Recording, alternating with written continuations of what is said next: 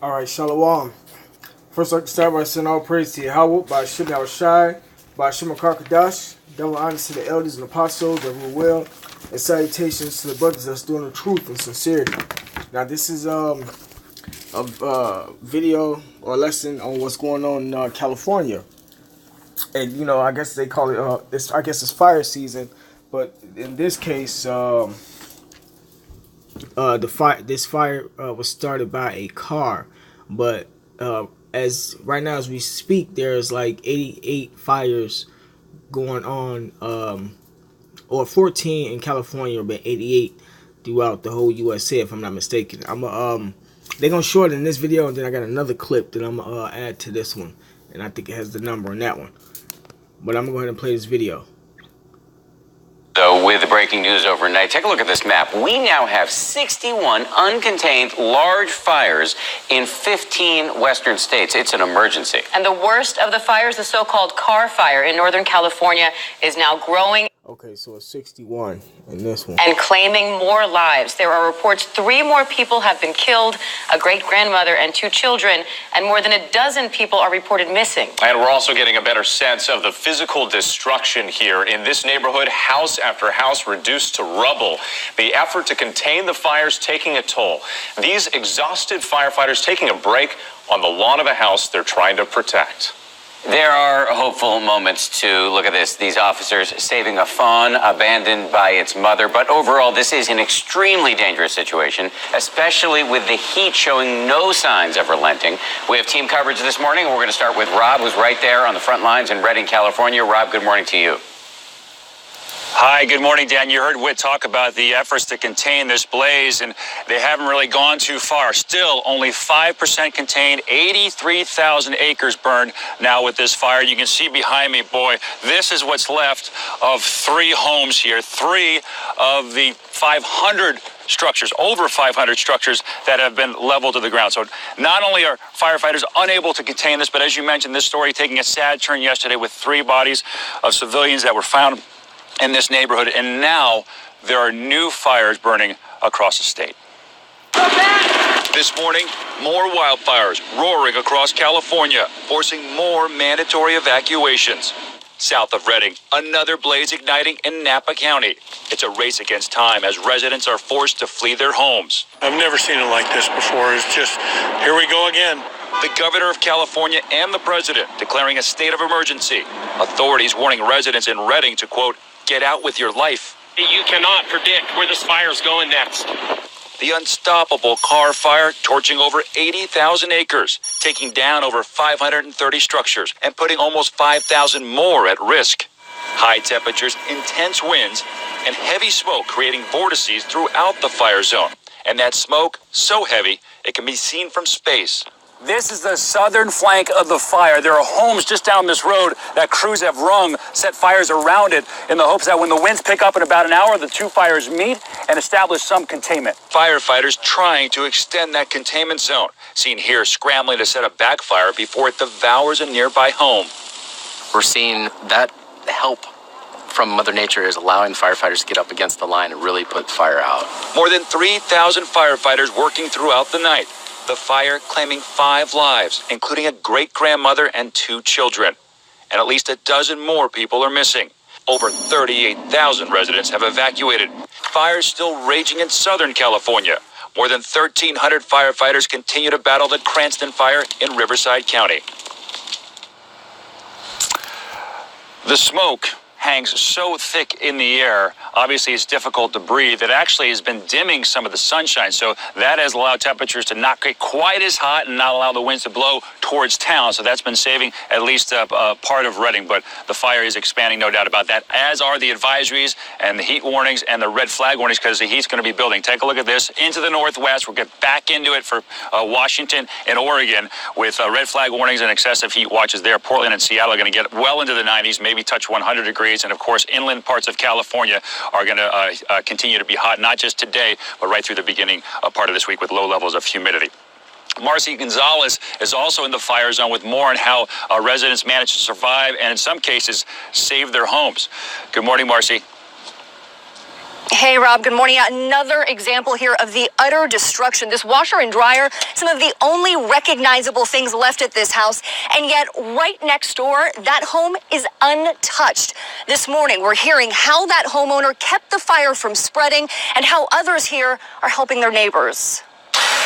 Unbelievable. With flames just feet from his home, former firefighter Matt Smith immediately grabs a garden hose, refusing to give in to the inferno. I was like right here, spraying. His one-man battle raging for hours, saving his house and others nearby. I barely saved it. As you can see, it was a fight to the death. A few blocks away, surrounded by flames, firefighter Joshua Wilkins spots this golden retriever on top of a car. Some of her fur singed, her paws badly burned. He carries her to the fire engine, later reuniting her with her owner. If it was me in that situation and I just lost my home, having your pets back is, I think, the biggest consolation that we can provide. But what they're providing goes even further. Kids started coming back to their homes, and it was all burnt, and so we gave them some stickers, but we didn't have any, like, teddy bears and stuff. So at the end of an exhausting 60-hour shift, these 3 firefighters decide to go shopping, stocking their truck with toys. We tried our best. We want to make it as easy for them as possible. An entire community finding ways to ease some of the pain. This man buying dozens of pillows and blankets for evacuees.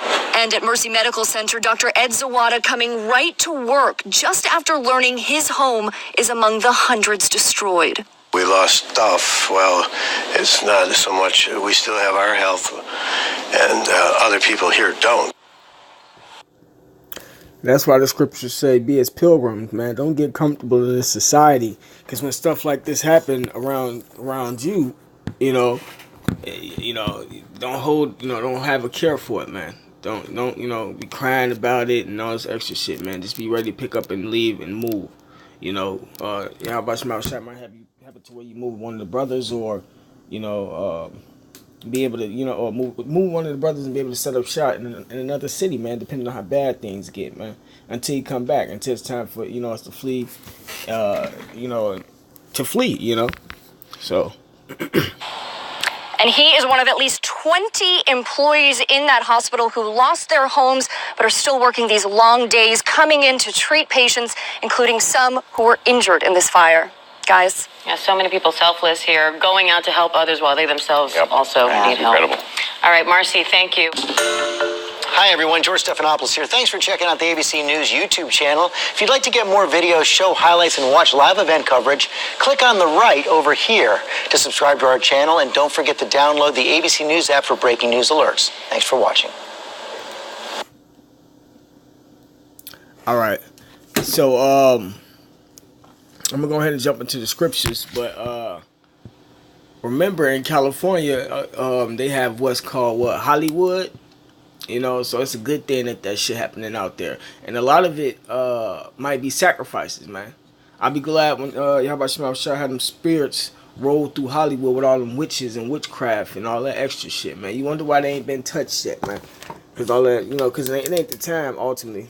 It's going to happen when Yahweh Shah want it, when this place get burned up, or maybe even sooner. But a lot of these people dying, it'd be sacrifices and stuff, man. So, and as I was watching, I watched a couple of these clips. I kept up, the Lord kept having to, I kept getting updated. The response time that these people be getting, is or the warnings that these people be getting, don't be in time a lot of the times and stuff. That's why a lot of people be dying and stuff. A lot of homes be getting burned up, But I'm gonna go ahead and jump into the scriptures. This is 2nd Ezra chapter 9 verse 1. He answered me then and said, measure thou the time diligently in itself. And how do you measure the time? Through these prophecies, man. These prophecies are happening because we at the end of this white man society. These fires and everything taking place is helping them, put more and more people into like the concentration camps, and actually helping bring in this new world order, so to speak, man. It said, and when thou seest part of the signs past, which I have told thee before, then shalt thou understand that it is the very same time when the highest will begin to visit the world. So what you see going on is Yahweh Shema Shai visiting this place, man.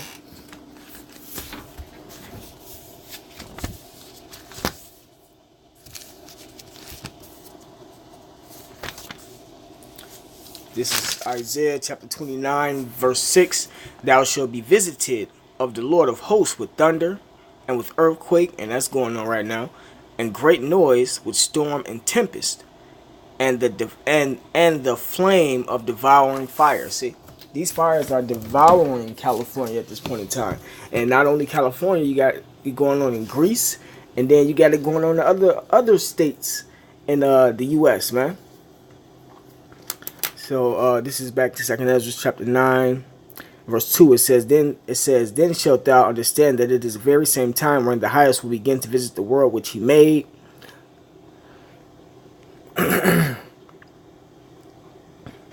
Therefore, when there shall be seen earthquakes and uproars of the people in the world, and that's happening all over the world, then shalt thou well understand that the Most High spake of those things from the days that were before thee, right? Prophecy. Yahweh Shai is the testimony of Yahweh Shai is the spirit of prophecy, to prophesy, to say what's going to happen before it happens, even from the beginning.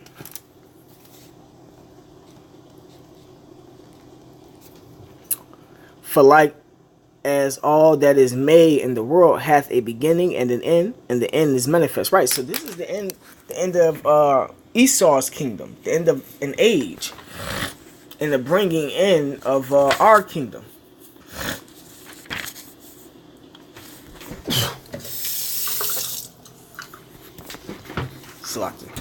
This is 2nd Ezra chapter 6, verse 6. Then did I consider these things, and they all were made through me alone, and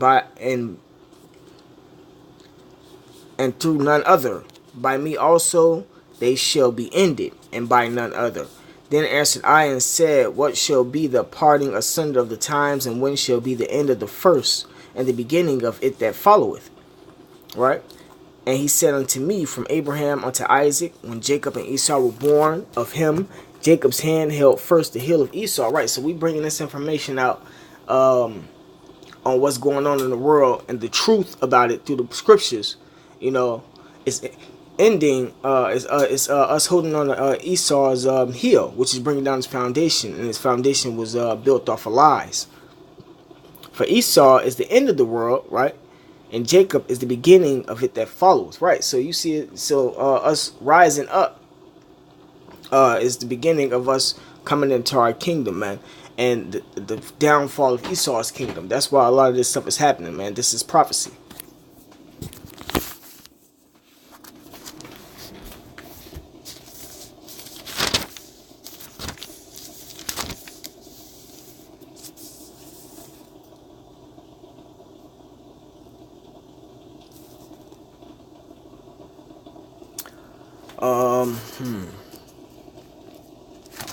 Let me see.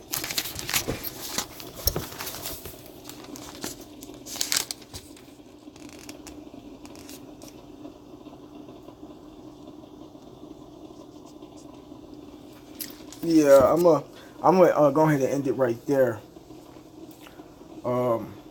Yeah, everything that's happening in this place is prophecy, man. I'll be glad when Hollywood get hit. You know, if it don't get hit right now, it's gonna get hit when Yahweh Shai shoot them thermonuclear missiles on this place. You know. But with that being said, all praise to